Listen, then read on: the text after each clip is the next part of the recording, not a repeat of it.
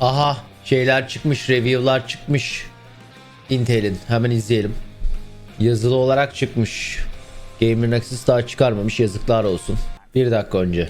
Everyone else is going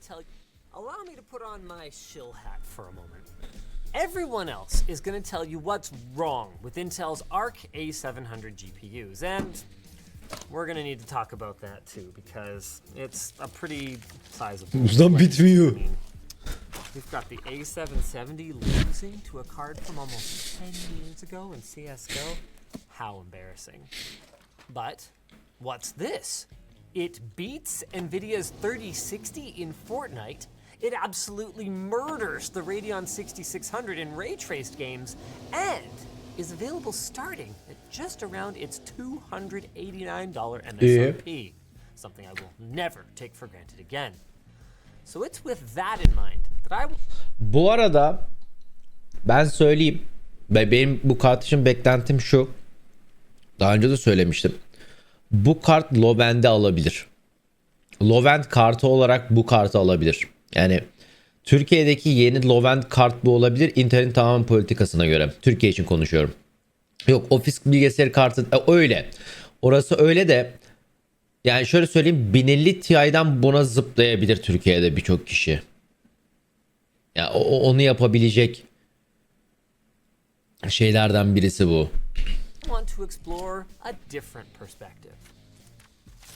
One where the benefits of competition may outweigh the risk. Evet, Intel CPU, GPU paketi falan yapabilirler. Ütopya'da falan mesela. Of buying into a first generation product. That's right.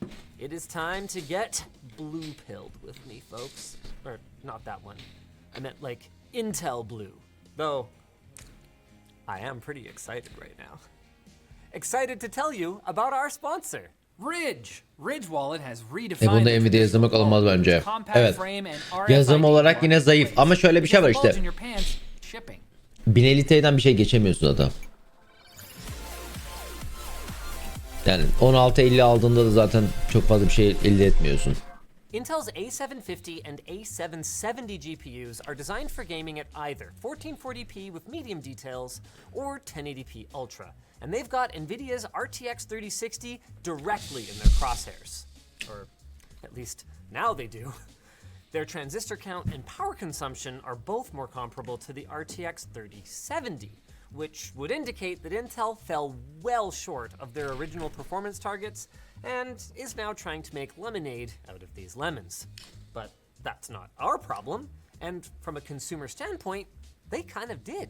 Because at $289, the A750 may just be the most silicon per dollar ever in a GPU. And there are situations where it really shows. Check out this performance in DirectX 12 games.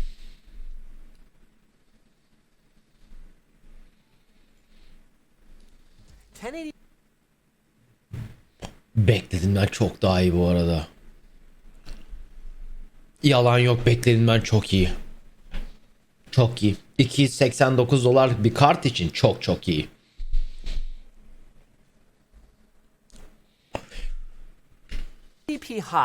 İşte DLSS yok. Evet. Anla ki DLSS yok. Ama 3060 ne kadar?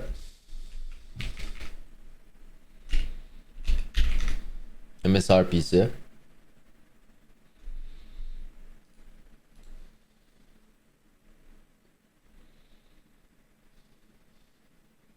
MSRP 400 euro değildir ya. 3060'ın.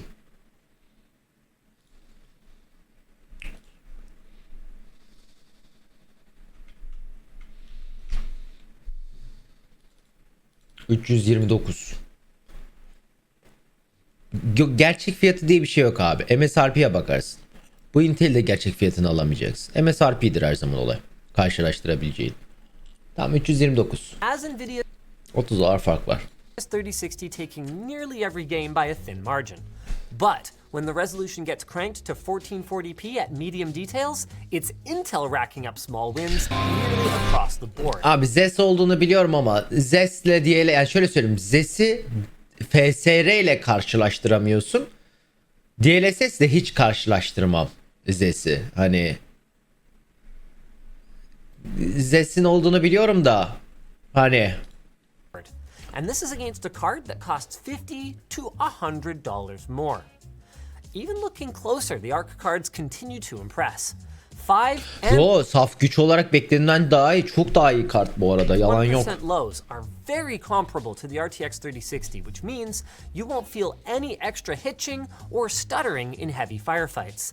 And while I was concerned that Arc might fall flat on its face in a Ryzen system, that wasn't the case at all. Ryzen'da daha iyi çalışmış Oh, neredeyse. and as an extra bonus, Arc murders the more price-comparable RTX 3050. Isn't competition great? Ama işin komik tarafı da kendi kartını sikmiş Intel. 770'i almanın hiçbir manası yok. 3 FPS için $50 vermezsin. Ya 3 FPS, literally 3 FPS kazanıyorsun. This is the point in the video where Intel's employees and shareholders might want to stop watching.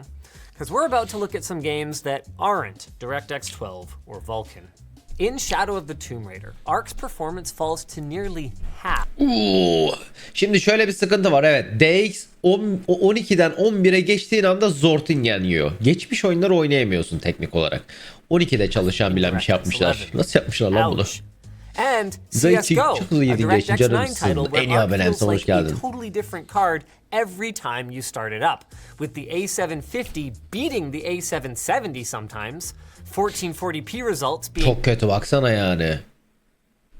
higher than CSGO'da 1080p results, and oh, by the way, no matter which card you're looking at, Monmoney they çok get iyi adamın absolutely olmuşsun, canımsın. wrecked En in iyi abonem, performance çok iyi by dinleyicin. the 3050, a flagship GPU from 9 years ago, and probably a competitive Abacus user.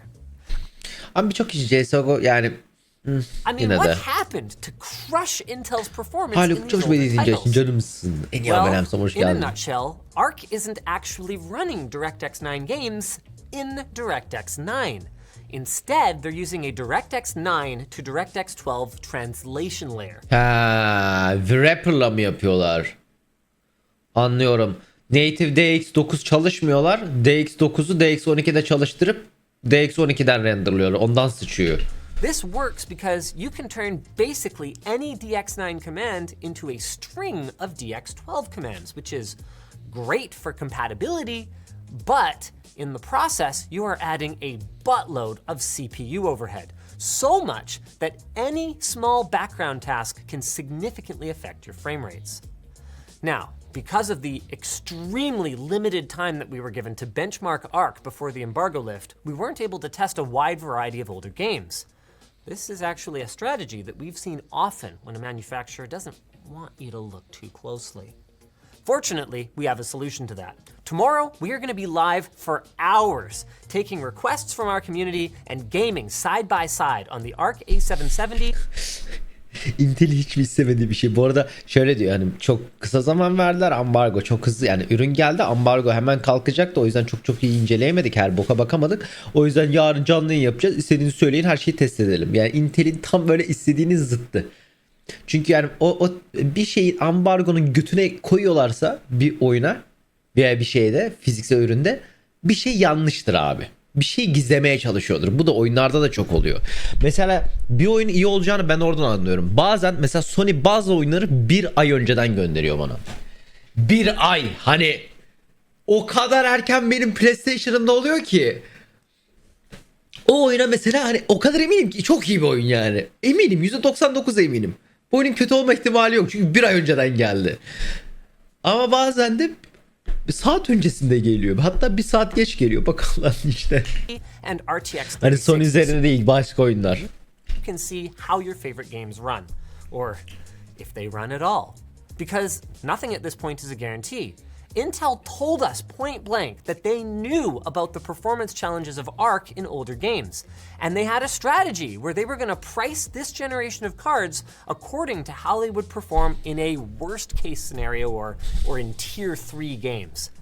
And I'm not going to go as far as to say that Intel lied, which would imply a premeditated intention to deceive. But what I do have to say is that these CSGO results show that they did not follow through on this. I mean, charitably, we could say that the Arc gets half of the performance of an RTX 3060. Though at 1080p, it's more like a third. So even if we're looking at a $400 RTX 3060, these A700 series GPUs should be at most $200. But if we go back to that die size conversation, I mean, remember, this is a GPU that is larger than a 3070 and built on TSMC's cutting-edge N6 node rather than in Intel's own fab. So they can't exactly give themselves a friends and neighbors discount on the fabbing. So if they went any lower, they'd likely be losing money on every card they sold. And it gets even worse. Tabii canım, bu kartlar giriş seviye her zaman öyleydi. Yani bu kart beginner kartı her zaman öyleydi. Yani Intel'in ilk kartıydı. Hep açıkladıklarında konuştuklarında hani bu başlangıç kartı abi. Hani bu başlangıç kartı. Adamlar şu anda 3050'nin 1050 Ti'nin 60'ın değil ama 60'ın yerini almaya çalışıyorlar. Hani ayağımız alışsın. Ayağımızı sokalım ekran kartı piyasasına. Baktık hani bir ilgi var. Devam. Ben bu arada devam edeceklerini düşünmüyorum. Çok açık ve net söylüyorum, ben devam edeceklerini düşünmüyorum. Unfortunately for Intel, who's trying to position themselves as the scrappy underdog, undercutting Nvidia's monopolistic pricing, we already have scrappy underdog at home. It's AMD, and their Radeon 6600 goes for about $250 and is able to truly trade blows with the RTX 3060 without the in specific DirectX 12 titles fine print. And although AMD's software hasn't always been fantastic, if our community... İşte bu yüzden tutacağını düşünmüyorum. Hani halihazırda zaten yani 3050'nin yerini ve hani low end'in tier'ın yerini kovalayan AMD var. AMD high-end'de zaten yok. Orta ve altta AMD olduğu sürece hani ya Intel'in daha da ucuza satması lazım. Hani 250 dolara bulabildiğin kartı 200 dolara satman lazım ki bir manası olsun. Print. And although AMD's software hasn't always been fantastic, if our community feedback is anything to go by, the last couple of years have been a real turning point, and their RDNA 2 cards have aged like fine wine, getting better with each new driver update. I would hope that the same will happen for our... AMD düzgün çalışmıyor ki. Abi Intel de çalışmıyor ki. Yani Intel'in de yazılımı Nvidia ile kapıştırılabilecek seviyede olmayacak ne yazık ki. Yani o yüzden hani dümdüz hani ikisi de Nvidia seviyesinde olmadığını yorumlarsak, we actually have seen a lot of improvement since its first outing. Arc was actually impressively stable for a first-gen product throughout our testing. But when it comes to raw performance, there are clearly some problems here that can't be fixed without new silicon. Ki bak yazılımı Like düzgün Intel's çalışıyormuş reliance Intel'in. on resizable bar. Rebar, as we've started calling it, is a feature that allows for much larger, more efficient data dumps between the GPU and the Rebar'la system mı memory. şey yapıyor, gücü It's only alıyormuş? available on systems from the last few years, but for most people, that's not really a huge deal because performance on AMD and Nvidia cards only improves by anywhere from 1 to, at most, about 10%. Aynen. For Intel, on the other hand, rebar is basically a necessity. Performance can end up so bad without it that Intel said in their own press briefing that if you don't have it, you might as well get a 3060. With this in mind then, we point blank asked Intel, why the heck would anybody buy an Arc GPU over the RX 6600? İyi To demiş which they o. replied that the RX 6600 doesn't have feature parity with the A750. Nasıl? When compared to Radeon 6000, Intel claimed, Arc has much better ray tracing, AI acceleration, and media encoders that make... Şimdi evet. Şimdi dedik Nvidia ile aynı yerden vurmuşlar herifleri. Yazılımları yok demişler. Ulan AMD bir yazılım yapsan neleri toparlayacaksın da. Bir ara yaparsın inşallah. Adam Intel bile bak mekana yeni girmiş adamlar bile AMD diyor ki abi yazılım yok. Ya herifler kapıdan dün girdi AMD'de ya, ne yapabiliyorsun ya?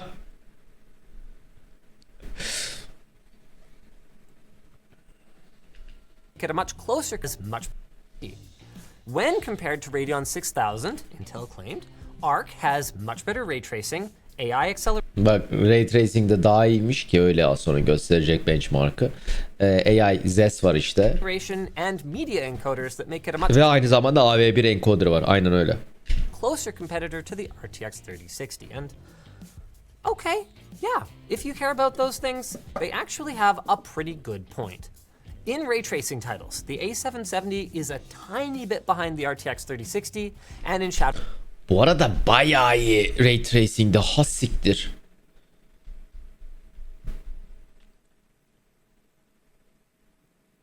Ray Tracing'de bayağı iyi. of the Tomb Raider, Intel's Xe supersampling or XeSS ended up performing very similarly to Nvidia's DLSS 2. So, yes, Intel, you do very much have a leg up on AMD in one. Ama şöyle bir şey var. Bu Intel'in ZES teknolojisi kim kullanacak? ZES'i açık değilken bir tane şeyde açıkken gösterdiler de. Hani ZES, DLSS ve FSR gibi bir şey. Kim entegre edecek yani? A770 alınmaz bu arada. Tam tersine bir orta versiyon alınır. 100% of the Strand type games on the market, along with the other ZES açmış, ondan iyi yüksek falan değil. Oğlum yüksek lan. Bak bu. Bunda ZES yok. Gayet hayvan gibi oluyor baksana. Yani gayet iyi alıyor. 770 is a tiny bit behind XeSS. Bu ZES versiyonu. Ki ZES'te de iyi alıyor. Hani ZES'in de çalıştığını gösteriyor. Ended up well, you do very similarly Yani şuna bak. Ya 26 oynanamaz bir şeydir. 36 oynanabilir bir şeydir. Oradaki 10 yani 26 yani 10 FPS 100 FPS alırken bir fark yaratmayabilir ama 26 ile 36 arasında 10 FPS oyunu oynanabilirden oynanamaz hale getirir. to Nvidia's DLSS 2. So, yes, Intel, the market, along with the other Ama dediğim gibi yani ZES kime neye gelecek? 20 games that actually support XeSS. Yani baksana 20 tane oyun var. 20 oyunun The market, along with the yani Arcade'onu çöp. Ghostwire yani who the fuck cares. Bloodhunt yani Ghostbusters'ın yeni oyunu yani. Tomb Raider Shadow of the Tomb Raider oynamıyor. Naraka yani. Super People yani. Gotham Knights yine yani. Şimdi, yani şurada hani Hitman 3, Death Stranding, Shadow of the Tomb Raider, belki de Gotham Knights'ı eklerim. Hani the other 20 games that actually support yok yani okeyler var tabii ki de bu arada. Shivare, Grid, Bloodhunt, Ghostwire bunların hepsi okey oyunlar da hani daha yani bu kartı alan average oyuncu olacak abi o yüzden. XeSS. But it's clear you'll need to pull some tricks out of your sleeves to get game developers to adopt XeSS more broadly. Para veri yaptırır. İşte yaptırırsa okeyim. Yaptırana kadar övmeyeceğim. That sleeve trick, by the way, is easy on our short circuit hoodie, lttstore.com. It's not just game supersampling either. If you care about AI performance more generally, Arc is kind of excellent, and here's why. Traditionally, matrix operations are done using a MAC, or a multiply, accumulate, combine, which is okay at traditional workloads, but can be pretty slow for AI. On integrated graphics, Intel has a fancier way to math called DP4A, where it takes a 32-bit register and splits it into 8-bit chunks, O siktir çok güzel allowing for yapmışlar. 4 parallel operations to be performed at once, improving throughput by about 4 times. The full fat Machine parts, learning için bu. like the A750, take that to the next level with XMX, which allows you to do multiple multiply accumulates in parallel, which can improve throughput by up to 16 times. In theory. And in practice, where the A770 absolutely slaughtered the competition in Topaz Video Enhanced AI without running into any of the issues that we experienced. Fark atmış bu arada. Intel Arc also supports next-gen AV1 encoding and decoding, which is particularly beneficial for streamers due to its much higher image quality at low bit rates compared to H.264. We actually have a video coming up that discusses using a low-end Arc GPU as kind of an encoding co-processor. Aha, ben bunu if you don't yapmak wanna spend istiyorum. $900 on an RTX 4070. Ben bunu yapmak istiyorum yayın PC'sine galiba. I mean 4080 12 gig. Unfortunately, In more traditional Sapla. H.264 and H.265 encoding, the RTX 3060 is able to handily embarrass even the top-tier A770, and the same goes for Blender rendering. Though, as a consolation prize, Intel was at least able to beat the 3050 in Blender, while AMD continued to make its usual excellent case for never using AMD if you're a Blender artist. Intel also made a good case for not using Arc on Linux. Bu arada harbiden A770, ya ben hala 770 kartını anlayamadım. Niye yapmışlar? For the foreseeable future. Sorry guys, I know that you had high hopes, but currently Arc only supports kernel version 6, and Intel has said that they do not plan on supporting version 5, meaning that every stable version of Linux is currently not supported. To put this in perspective for the non-Linux folks out there, this is basically like Intel launching a product, but only having drivers for Windows 12. Oh, one thing I haven't mentioned yet is that there are both Kartı kim alacak? 16 gig and 8 gig versions of the A770, but the Mesela bak Arc 3 çok iyiymiş. Arc 3'ün performansını merak ediyorum asıl. Asıl Arc 5 çıkmalıymış ya. Arc 5 niye reason I çıkmamış didn't ki? mention that is that Intel's only doing a Grafik çok da 22 small run milyarmış of 16 gig canımsın. cards, En iyi haberem sana hoş and geldin. the A750 is the far more compelling option anyway at $289 for nearly the same performance. Now, thank you for that. I'm going to do something that might surprise you. I'm going to ask you, you fine viewer of Linus Tech Tips, you savvy source of tech support for your friends and family, to seriously consider Arc for your next GPU. Because somebody needs to do it, and it can't be your friend who's shopping for pre-builts right now. You do not want to help them troubleshoot random edge cases on this thing, but somebody has to do it. Because the last few years have made it clear that NVIDIA has no qualms about gouging their customers when there's a shortage or no shortage.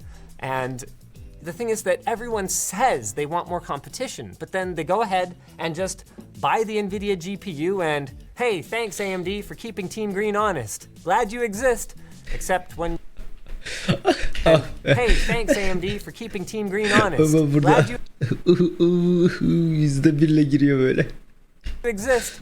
Except when you don't keep Team Green honest, because you also like to jack up your prices and sell to crypto miners. So, there it is. If you're the technical type and don't mind rolling the dice once in a while, I'm asking you to give Intel Arc a shot. You might not get as Ben diyorum ya, Intel Türkiye akıllıysa bu kartı Türkiye'de ucuza çıkartır. Yani şeyle ucuza çıkartır. Yayıncı PC'lerine entegre eder. Böyle indirim yaptırır. Daha ucuzdan satar. Yok parasına satar. Bu Türkiye kartı abi. Para basmalarına gerek yok. Bak Türkiye'de para kazanmak zorunda değilsin. Piyasaya girmen yeterli. Ondan sonra şey yaparsın. Tam Türkiye marketi bu. many FPS, but I think it's safe to say you'll have a more interesting hardware experience than a 3060. Evet, yeni milli kart olabilecek bir kart bu.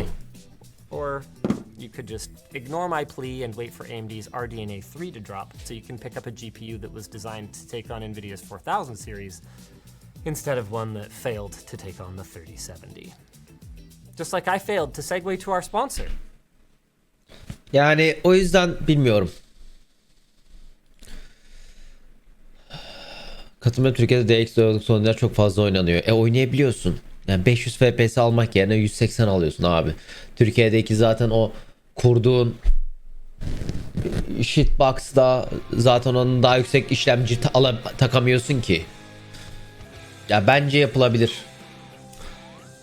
Bence yapabilirler. Bakmak lazım. Yaparlar. Yani potansiyel var. Ama yani ben ama bak çok net söylüyorum, Intel'in ekran kartı çıkartmaya devam edeceğini düşünmüyorum. Ben net bir şekilde Intel'in devam edeceğini düşünmüyorum. Şey çıkarmaya. Neden? Yani. Çok tutmayacak yani. Yani şu anda bile tutmadığı belli. Hemen abone olun.